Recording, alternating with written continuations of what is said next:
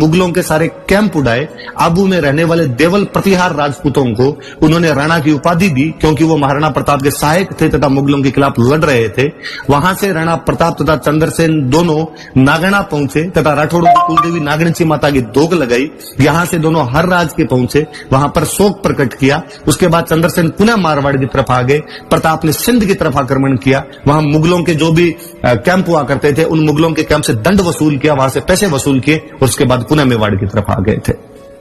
और यहां कोई इतिहासकार आके कह देता है कि राणा प्रताप अकेले पड़ गए थे। कम्युनिस्ट इतिहासकारों द्वारा लिखे गए इतिहास को पढ़कर आकर कोई कह देता है कि सब लोग अपने अपने स्वार्थ के लिए लड़ रहे थे। वो राजस्थान की एकता के लिए लड़ने वाला हुतात्मा था। भले ही पश्चिमी राजस्थान की कुछ रियासतें मुगलों के साथ में चली गई थी, लेकिन जितने उनके साथ में थे उन सब का उन्होंने गठबंधन बना लिया था।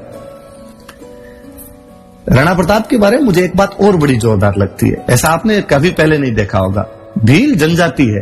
जब हम अक्सर जातियों जनजातियों की बात करते हैं, हम अक्सर कहते हैं कि भारतीय समाज में छुआछूत हुआ करती थी और ये भारतीय समाज का अकट्ट सत्य है, इससे कोई भी इनकार नहीं कर सकता, जो प्राचीन काल से लेकर मध्यकाल होते हुए अब तक कहीं ना कहीं किसी ना किसी रूप के अंदर जारी है। पहले नहीं हुआ होगा, लेकिन बाद के अंदर ये व्यवस्था जैसे जाति व्यवस्था में ढली थी, उसके बाद ये व्यवस्था आ गई थी। उस एक भील जनजाति को जो समाज की मुख्य धारा के अंदर शामिल नहीं थी, उसको मेवाड़ के संघर्ष में शामिल कर देना क्या नहीं बताता कि वह राजा मध्यकाल में कितना बड़ा समाज सुधारक था। मुझे इस बात की बड़ी पीड़ा और ठेस रहती है हमेशा कि महाराणा प्रताप को किस तरह हमने हल्दी घाटी के युद्ध में बांध कर रख दिया है। हमें तीसरी क्लास से एक ही बात बताई गई कि महाराणा प्रताप एक बहुत बड़े योद्धा थे और उन्होंने हल्दी घाटी का युद्ध लड़ा था। कम्युनिस्ट इतिहासकार तो फिर यहां तक कहेंगे कि हल्दी घाटी युद्ध में प्रताप हार भी गए थे, पर चूंकि उन्होंने संघर्ष किया था इसलिए तुम उनको पढ़ लो। मैं आगे उस बात पर तो बाद में जाऊंगा, मैं पहले इस बात पर पुनः आता हूं कि यह तो कल्पना भी नहीं की जा सकती ना कि उस युद्ध के माहौल के अंदर प्रताप ने कहा होगा कि भील अलग खड़े होंगे, हम बाकी लोग अलग खड़े होंगे, या इनके पानी और खाने की व्यवस्था अलग की जानी चाहिए और हमारे पानी और खाने की व्यवस्था अलग की जानी चाहिए। यकीनन भीलों के साथ कंधे से कंधा मिलाकर लड़े होंगे। एक समाज की मुख्य धारा से कटी हुई एक जाति को यदि समाज के साथ जोड़ रहा था, यकीन वो सर्वोदय के सिद्धांत को लागू कर रहे थे कि सबका साथ सबका विकास आवश्यक है। एक जनजाति लुहार जो लोहे के हथियार बनाया करती थी, राणा प्रताप के साथ में क्या कसम खाती है कि जब तक प्रताप ने कहा कि जब तक हम मेवाड़ को आजाद नहीं करवा लेंगे, एक जगह टिक कर नहीं बैठेंगे, अच्छा खाना नहीं खाएंगे, अच्छी जगह सोएंगे नहीं, हम हमेशा संघर्ष करते रहेंगे। और वो लोहार प्रताप के साथ में वो सेम कस्में खाते हैं। आज दिन तक वो जनजाति गाड़िया लोहारों के रूप में जानी जाती है। 47 में आजादी के बाद जवाहरलाल नेहरू प्रधानमंत्री चित्तौड़ के अंदर सम्मेलन करते हैं, लोहारों को बुलाते और उन्हें कहते हैं कि अब हम आजाद हो चुके हैं, राणा प्रताप का सपना साकार हो चुका है, अब तो प्लीज घर बनाकर रहिए। लोहार आज भी कहीं ना कहीं घूम रहे हैं राणा प्रताप की उस प्रतिज्ञाओं को, उन शपथ को लिए हुए। विश्व के इतिहास में मुझे कोई दूसरा राजा बताइए आप इस प्रकार का, जो इस प्रकार जनता के अंदर लोकप्रिय रहा होगा कि जनता उसे इस प्रकार आत्मसात हो गई थी। उदयपुर राजधानी हुआ करती थी मेवाड़ की, लेकिन वो संघर्ष के दिन थे। आज आप गोगुंदा रह रहे हो, कल आप कुंभलगढ़ जाओगे, परसों आप मोही जाओगे, अगले दिन मदारिया जाओगे, अगले दिन आवरगढ़ रहोगे, अगले दिन आप मायरा जाओगे, अगले दिन आप कोल्यारी जाओगे, अगले दिन आप चावंड जाओगे। मेवाड़ की जनता उस राजा के साथ में कितना जुड़ी रही होगी, उस राजा का क्या प्रभाव रहा होगा जनता में कि जनता ने कहना शुरू कर दिया, जो आज दिन तक कहावत है, राणो जी कब है बठ उदयपुर, जहां राणा जी रहेंगे हम उसको उदयपुर मान लेंगे। भारत में मैं हमेशा कहता हूं कि बाकी जो लड़ाइयां हैं, मुझे कोई पूछे कि त्राइन का युद्ध किसके बीच में हुआ, मैं यकीनन कहूंगा कि पृथ्वीराज चौहान की सेना और गौरी की सेना के बीच। खानवा का युद्ध किसके बीच में हुआ कि सांगा की सेना और बाबर की सेना के बीच। प्रताप के समय का संघर्ष जो है मेवाड़ के जन जन का संघर्ष है। ये राजा का अपने जनता में विश्वास है, ये जनता का अपने राजा में विश्वास है कि वो राजा के साथ में इस कदर आकर खड़ी हो गई थी। कहते प्रताप के पिता उदय सिंह, मैं उदय सिंह का बहुत बड़ा समर्थक हूं कई मामलों में कि वो राजस्थान के पहले राजा है जिन्होंने युद्धों की नीति बदल दी थी। राजस्थान के पहले के सारे युद्ध किलों में लड़े जाते थे कि हम किले में बैठकर लड़ेंगे, और यदि दुश्मन कभी किला घेर लिया करता था तो अन्न और जल समाप्त होने के बाद में आपके पास साके के अतिरिक्त कोई इलाज ही नहीं बचता था। राणा उदय सिंह वो राजस्थान के पहले राजा है जिन्होंने लड़ाइयों का रुख किलों से पहाड़ों की तरफ मोड़ दिया था और कहा पहाड़ घेर के दिखाओ। देखे हमारी जब भौगोलिक परिस्थितियां इस प्रकार की है कि इन पहाड़ों में रह सकते हैं तो आप पहाड़ घेर के दिखाइए। राणा उदय सिंह की उसी नीति को आगे चलकर राणा प्रताप कंटिन्यू करते हैं और आगे चलकर उनके भी काफी पीढ़ी बाद उन्हीं का एक परिवार का वंशज महाराज छत्रपति शिवाजी महाराष्ट्र में इन्हीं विधियों को बाद में लागू करते हैं। कहते प्रताप ने जब पहाड़ों की लड़ाई का रास्ता चुना तो उन्होंने मेवाड़ की पूरी जनता को पहाड़ों में शिफ्ट कर दिया था, ताकि मुगलों को जब वो मेवाड़ के अंदर आए तो किसी भी गांव से रसद पानी ना मिले, किसी भी गांव से उनको अनाज की प्राप्ति ना हो। मुगलों की सेनाएं या गांव के अंदर भटका करती थी, कोई पानी पिलाने वाला नहीं था, तो आपको अनाज और पानी कहां से मंगाना पड़ेगा? तो आप अजमेर वाले रास्ते से मंगाओगे। अजमेर के रास्ते रास्ते पर चौकियां बना दी गई थी। मुगलों का रहना दूभर था। मेवाड़ के अभियान उनके लिए इतने महंगे, इतने कष्ट कर रहे थे कि 1585 के बाद में अकबर ने तौबाई कर ली थी कि हम बाकी पूरे भारत में अटैक कर लेंगे, लेकिन यहां पर मेवाड़ के अंदर अटैक नहीं करेंगे। मैं अक्सर कई बार मेरे साथियों से मजाक में कहता हूं कि अकबर ने कहा होगा कि यार मुगलों तुम क्यों नहीं अंदर जा पा रहे, प्रताप को क्यों नहीं पकड़ पा रहे हो? और मुगलों ने कहा होगा कि सर मुगल हैं, गूगल थोड़ी है, इन भौगोलिक परिस्थितियों के अंदर हम कैसे घुस सकते हैं, यहां पर हम कैसे जा सकते हैं?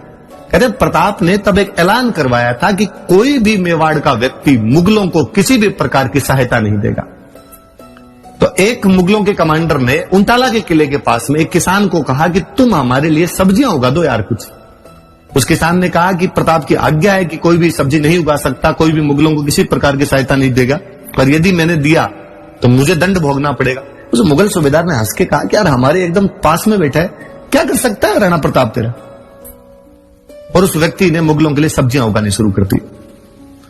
राणा प्रताप को लगा कि आज्ञा सबके लिए बराबर होती है, आज्ञाओं के जब उल्लंघन होने लगते हैं तो शासन चलना दुरू हो जाता है, फिर शासन का लोगों से भय समाप्त होता है, शासन का दंड हमेशा रहना चाहिए।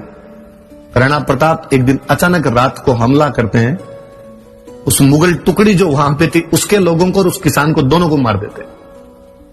इन्हें आज्ञाओं का उल्लंघन नहीं कहता, सरेआम अंदर घुसकर और वापस निकल कर आ गए थे। ये घटना बताती है कि नहीं, आपको मेरे साथ में मेरे तरीकों से लड़ना पड़ेगा, तभी हम सफल हो पाएंगे। कि कितने क्लियर थे वो इन चीजों के अंदर कि जो है चीजें उनको उसी रूप के अंदर लिया जाना चाहिए।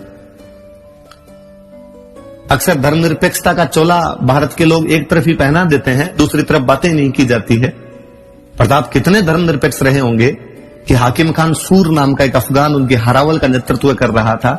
इस बहादुर पठान के बारे में कहा जाता है कि वो मर गए थे, लेकिन उनका हाथ तलवार पर ही जकड़ा रहा था। जालोर के ताज खान जो एक और अफगान थे, प्रताप के लिए मुगलों के खिलाफ लड़ रहे थे।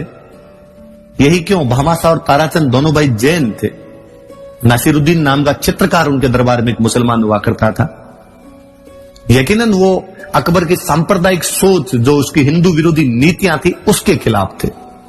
वो किसी धर्म के खिलाफ नहीं थे सीधे सीधे तौर पर हाँ, यदि तुम हमारे धर्म को हानि पहुंचाओगे तो हम हिंदुआ सूरज कहलाते हैं, उसके लिए लड़ना हमारा स्वाभाविक सी बात है, उसके लिए हम लड़ेंगे। हल्दी घाटी युद्ध पर मैं पुनः आता हूं। अक्सर ज्यादातर बातें हल्दी घाटी युद्ध की जाती है। हल्दी घाटी युद्ध के बारे में अपने इतिहासकारों ने क्या बवंडर फैलाया, और अक्सर कहा गया हल्दी घाटी युद्ध के बारे में कि हल्दी घाटी युद्ध में प्रताप हार गए थे। या इससे भी बड़ा, बाद में एक बीच बचाव का रास्ता निकाला गया और कहा गया कि हल्दी घाटी का युद्ध अनिर्णित था, ना प्रताप जीत पाए थे और ना अकबर जीत पाए थे। श्रोतागण सारे इस बात पर ध्यान दीजिए। हल्दी घाटी के युद्ध में अकबर के खुद के दरबार का एक इतिहासकार मौजूद था, अब्दुल कादिर बदायूनी, जिसने मुंतखब उत तवारीख नामक पुस्तक लिखी है। बदायूनी वर्णन करता है इस युद्ध में हमारी सेना की संख्या 5000 थी, राणा प्रताप की सेना की संख्या 3000 थी, मतलब आधे। अब बदायूनी वर्णन करता है कि हल्दी घाटी के उस तंग दर्रे में गोगुंदा के पास के उस स्थान पर इतना भयंकर युद्ध हुआ था। शुरुआती हमला इतना भयंकर था कि हमारी सेना बनास नदी के पास पास में 7 मील भागी थी वापस। मुझे बताइए, भागती कौन सी सेनाएं हैं, हारने वाली या जीतने वाली?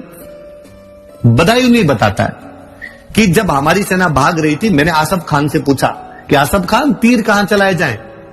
ये तो अपने सैनिक भी इधर ही आ रहे हैं और मेवाड़ के सैनिक भी इधर ही आ रहे हैं, अपनी सेना के पीछा करते हुए, इनको मारते हुए और आ रहे हैं।